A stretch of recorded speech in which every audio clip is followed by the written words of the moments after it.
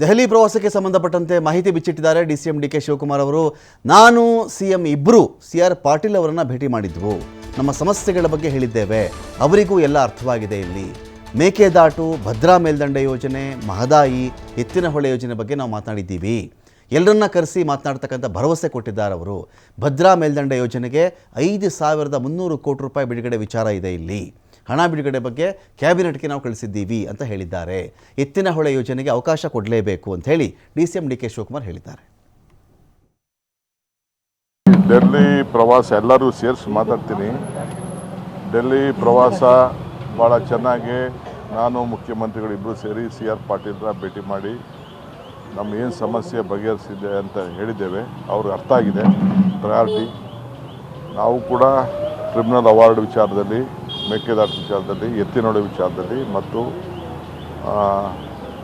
Upper Bhadra ಯೋಜನೆ ಮತ್ತು ಮಹದಾಯಿ ಇಷ್ಟನ್ನು ಕೂಡ ಕಳಸಾ ಬಂಡೂರಿ ಇವೆಲ್ಲ ಕೂಡ ಪ್ರಸ್ತಾವನೆ ಮಾಡಿದ್ದೇವೆ. ಅವ್ರಿಗೆ ಮನವರಿಕೆ ಆಗಿದೆ, ಇದು ಪ್ರಯಾರಿಟಿಲಿದೆ ಅಂತ ಅಂದ್ಬಿಟ್ಟು. ಸೊ ಕರೆಸಿ ಒಬ್ಬೊಬ್ಬರನ್ನೇ ಮಾತಾಡ್ತೀವಿ ಅಂತ ಹೇಳಿದ್ದಾರೆ. ಅಪ್ಪರ್ ಭದ್ರದ್ದು 5,300 ಕೋಟಿ ಬಿಡುಗಡೆ ಮಾಡ್ತಾರೆ. ಅದಕ್ಕೆ ಹೇಳಿದ್ದೀವಿ. ಅವರೇನೋ ಕ್ಯಾಬಿನೆಟ್ ಕಳಿಸಿದ್ದೀವಿ ಅಂತ ಹೇಳ್ತಾ ಇದ್ದಾರೆ. ನಾವು ಎಷ್ಟು ಖರ್ಚು ಮಾಡಿದ್ವಿ, ಇನ್ನು ಎಷ್ಟು ಅವ್ರು ಕೊಡಬೇಕು ಅನ್ನೋದು ಕೂಡ ಎಲ್ಲ ತಿಳಿಸಿದ್ವಿ. ಅದೇ ಎತ್ತಿನಹೊಳೆ ಅಪ್ಲೈ ಮಾಡಿದ್ದೀವಿ, ಕೊಡಲೇಬೇಕು, ಕೊಡಿಸ್ತಾರೆ ಅಂತ ಏನಿದೆ, ಕೊಡಲೇಬೇಕಾಗಿದೆ.